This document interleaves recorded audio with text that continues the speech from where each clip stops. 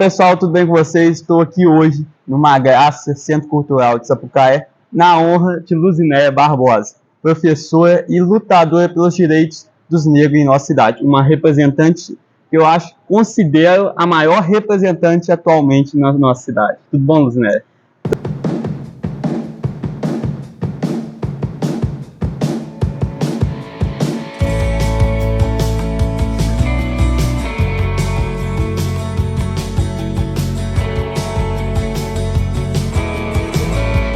Tudo bem, João? Nossa, nem sei o que dizer com tantas palavras tão lindas direcionadas à minha pessoa. Então, o que você quer saber? Luzinéia, conte pra gente quem é a Luzinéia, que luta tanto em nossa cidade hoje. Então, Luzinéia, você quer saber antes ou depois da maternidade? Porque antes da maternidade eu era uma pessoa. E a luta, não é, participar, ser ativista da causa racial, veio depois do nascimento da minha filha. Então, por isso que eu falo que eu sou uma pessoa antes e depois da maternidade. Porque quando você é mãe, nasce uma outra mulher. E eu nasci de novo, eu refiz a minha visão, a minha identidade quanto mulher preta, e tudo isso foi depois que eu tive a minha filha, Maria Antônia. Mas como você viu, assim, sofreu alguma vez algum tipo de racismo? Então, antes eu não tinha a consciência racial que eu tenho hoje. Então eu sofria, mas sofria calada. Depois que eu fui mãe, então quando atinge o filho da gente, a gente tem uma outra visão.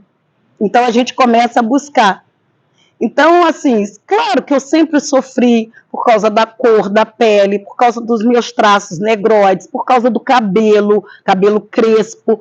Então a gente sempre sofre aquele racismo recreativo e depois vem o racismo institucional, estrutural, vem vindo tudo à tona. Só que a gente não tem essa visão. Por isso que é importante a gente estudar, pesquisar, ler mais, para a gente poder se posicionar. E, principalmente, a gente fortalecer a identidade racial. Porque no Brasil, o racismo é muito romantizado. Ah, mas não tem racismo no Brasil. Sim, tem racismo no Brasil, tem racismo no estado do Rio, e principalmente dentro de Sapucaia. Luzinéia, conte pra gente um pouquinho como foi a sua infância dentro da nossa cidade. A minha infância foi uma infância boa. Pobre, não é? Uma menina pobre. Meu pai trabalhava na rede ferroviária, na via férrea. Minha mãe do lar, mas ajudava meu pai vendendo as coisas. Eu tenho mais 2 irmãos, né? Jorge Luiz e Flávio, eu sou a caçula, né? Então a gente teve uma infância dentro da medida do possível, boa. Eu não tenho essa coisa, como eu vejo pessoas revoltadas. Não, eu agradeço a Deus pela infância que eu tive, pela família que eu tenho. Então eu não sou bem tranquila, bem resolvida quanto a isso. Na sua infância, teve algum momento marcante? Sofreu algo por causa da sua cor? Sim, sim. Eu lembro algumas situações na escola. Porque, João, infelizmente, a escola é um dos locais que mais acontece o racismo. Então, a gente tem que ter um olhar acolhedor, validar as falas das crianças negras, principalmente. Então, só que eu ficava calada, porque a minha mãe ela não tinha essa visão que eu tenho hoje e passo para minha filha. Então, eu sofria e ficava quieta, calada. Então, eu acho assim, muito importante a escola ficar atenta às falas das crianças negras. Inclusive, é lei federal o ensino da cultura afro-indígena nas escolas e que, infelizmente, a maioria das escolas não trabalham. Essa é a verdade, não trabalha. Deixa para falar de consciência negra agora. No mês de novembro. No mês de novembro, no dia 20 de novembro. Só que nós existimos o ano inteiro. E os outros 364 dias do ano? Então, as escolas têm que começar, mas eu penso que tem que partir dos pais cobrarem. Principalmente pais que têm filhos negros. E como eu não me lembro, eu lembro do 13 de maio, Princesa Isabel, a heroína dos negros, que na verdade não é essa história, é uma história contada por pessoas brancas, não é uma história contada por pessoas negras. Não é? Quem sabe da sua história? É você, não sou eu. Então, quem sabe da história do povo preto são os negros. Só que no Brasil o racismo deu muito certo, porque apagam, querem apagar, querem tirar o protagonismo do negro e não conta a história real. Porque do jeito que fala, os negros vieram da África para ajudar. Não foi assim. Os negros foram sequestrados no continente africano, escravizados aqui, sofreram todos os tipos de violência. Tiraram de um país, de um continente, levaram para outro, onde até o nome, a identidade deles foi violentada. A religião deles, dos nossos antepassados. E isso ninguém conta, romantizam, e não foi bem assim. Então, eu acho que tem que começar, eu acho não, já passou da hora. Essa lei já está aí há muitos anos e não é. Aí você vê lá no calendário, Dia da Consciência Negra. Não, a consciência negra são todos os dias. A criança tem que estar todo dia na escola, aprendendo, ouvindo, conhecendo. E isso eu faço na minha sala de aula. No primeiro dia, eu já começo a falar com meus alunos. Eu já faço esse trabalho. Como você vê os brancos hoje, um pouco deles ainda, muito pouco, lutam pela mesma bandeira? É muito engraçado, né? Porque quem criou, quem inventou o racismo foram os brancos. E, no entanto, nesse mês, todos os brancos falam que não são racistas. Se você perguntar a qualquer um, mas eu não sou racista. Mas e no dia a dia? Nas atitudes? Você não vê. Porque não adianta essa frase de uma autora, né? Não adianta você dizer que não é racista, você tem que ser antirracista. Esse nosso momento aqui agora está sendo um ato antirracista que você está promovendo. Então, quais são as ações que as pessoas brancas fazem durante todo o ano? Nada. Nada. Essa é a verdade. Nós temos aqui em Sapucaí um coletivo de mulheres pretas, o MPB, que eu faço parte, e outras mulheres. E no dia 25 agora, nós fizemos um ato lá no Salão Paroquial da Igreja Católica, que a gente foi convidar, pedimos um espaço, né, solicitamos, e a Igreja Católica gentilmente nos cedeu o Salão Paroquial. E a gente podia contar os convidados. Colocamos nas redes sociais, encaminhamos e tudo, e ninguém quer ouvir. Aí depois falam que a gente tem mimimi. Racismo, para com isso é mimimi. Não é. Não é. Eu tiro por mim, eu posso contar as minhas amigas brancas que participam. Mas se eu perguntar, vai falar que não é racista. Vai até falar, sou sua amiga. Mas será? Sabe por quê? Eu penso assim, você, tá bom, eu sou racista, você assumir, mas o que eu posso fazer para mudar? O que eu quero mudar? Aonde eu posso ajudar? Será que eu tenho privilégios? Quais são os privilégios que eu, quanto mulher branca, tenho e a mulher preta não tem? E aí eu não vou falar só da mulher preta, do homem também. Quais são os espaços que os negros estão ocupando em Sapucaia? Porque a gente fala de representatividade, João. Mas a representatividade não é só para os negros, mas para os brancos também.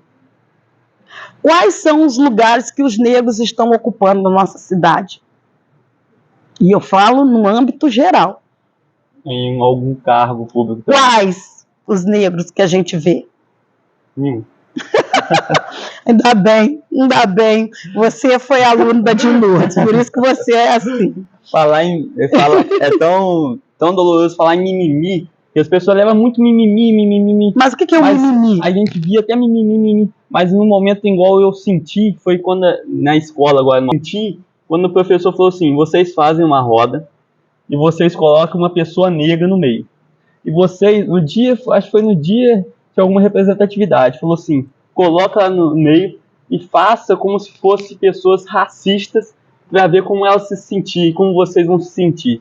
Aí a gente começou a dizer tantas palavras, eu não consegui falar uma palavra mal, aquele negócio parece quando tu vai criticar uma pessoa pela cor dela, dá uma dor tão forte, mas tão forte no meu coração, que quando a pessoa falou mais algo, a pessoa chorou. Mas sabe quando aquilo machuca dentro? Então imagina a gente sofrendo isso todo dia, ouvindo.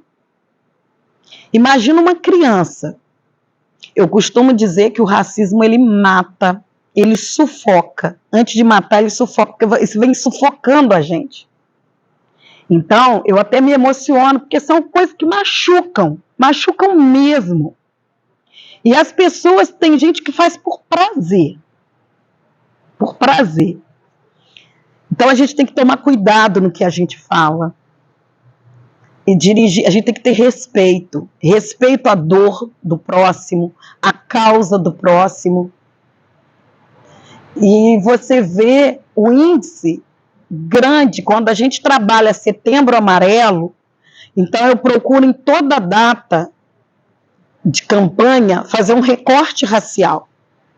Porque o número de jovens, adolescentes e crianças que cometem suicídio, o maior índice está no grupo negro, por causa do racismo. Isso ninguém fala, a mídia esconde.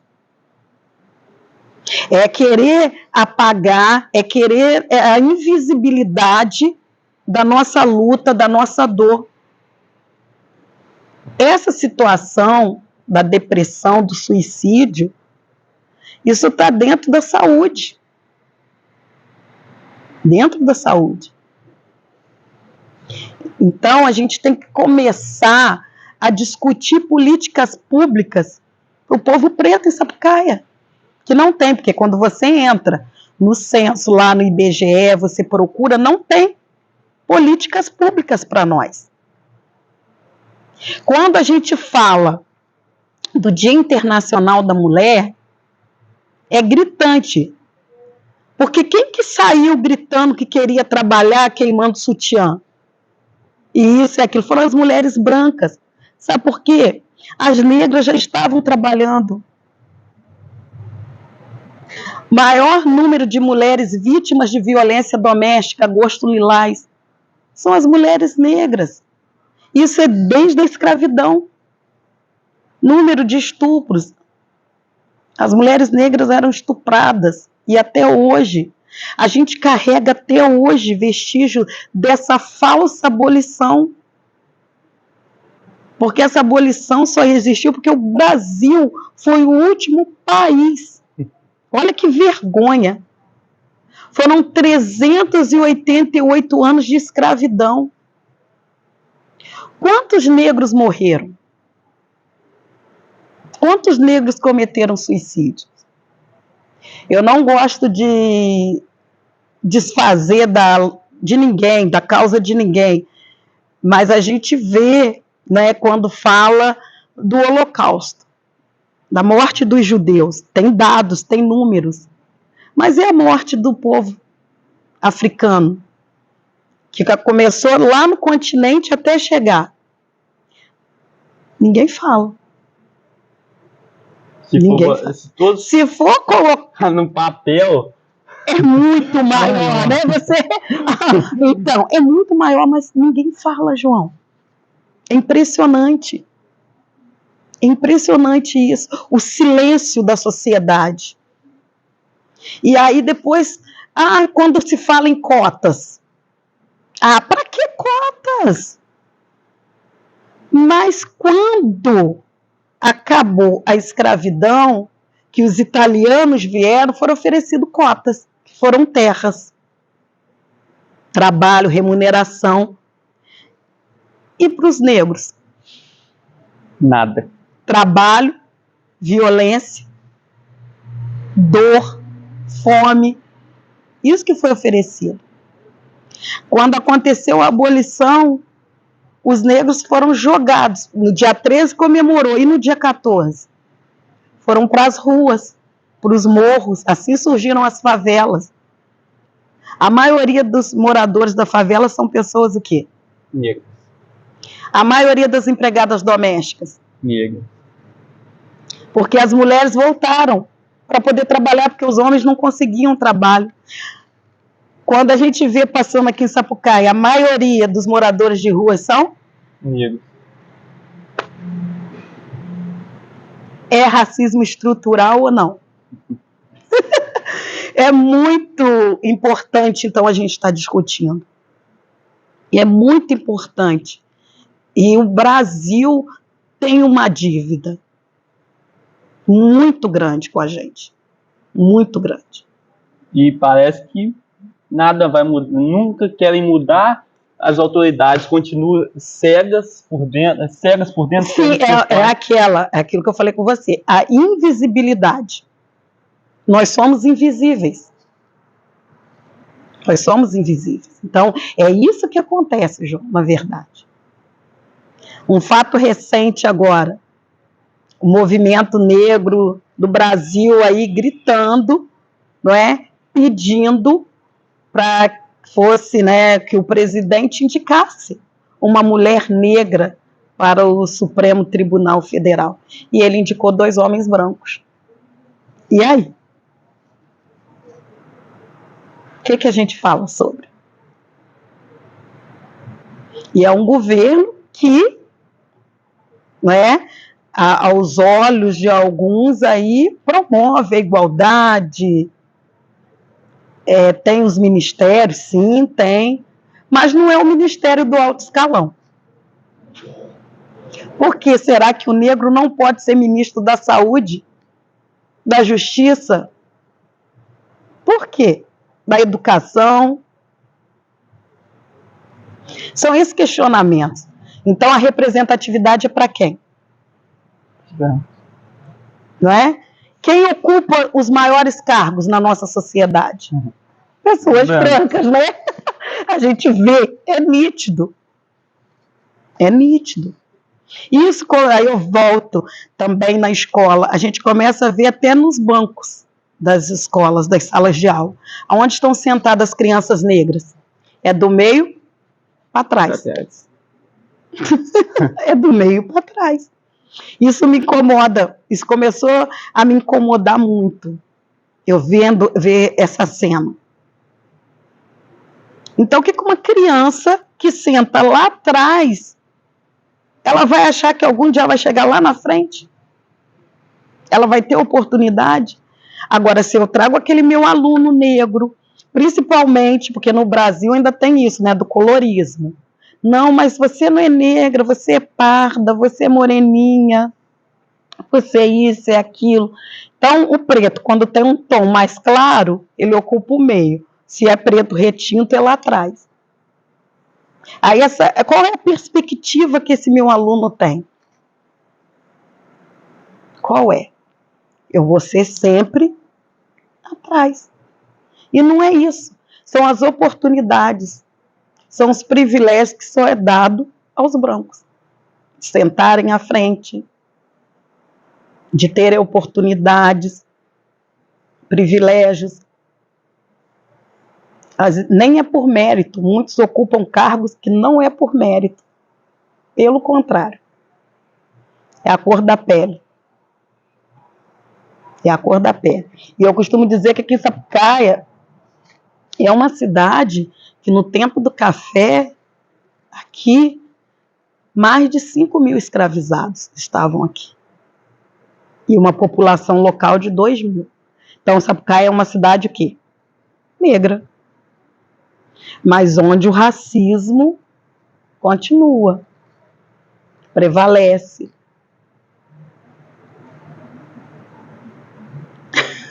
E principalmente no dia da consciência negra, pelo menos, não viu nenhum ato público.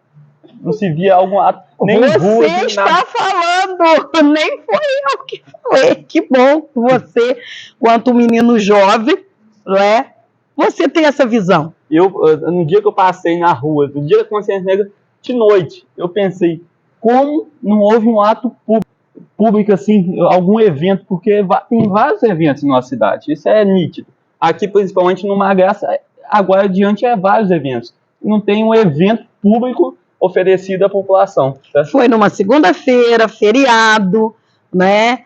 Então, o que foi feito assim? Grande. Como eu falei, por aqui passaram 5.000 escravizados. Nós temos fazendas aqui que tá lá os vestígios. Enquanto você vê outras cidades movimentando, fazendo, acontecendo, é muito pouco o que é feito, o que acontece. E eu sou muito chata em relação a isso. Ah, vamos celebrar. Não tem nada que celebrar nem comemorar. A gente tem que estar em constante reflexão. Foram quase 4 séculos de escravidão. O Brasil foi descoberto em que ano? O Brasil tem 523 anos, que nós estamos no ano de 2023.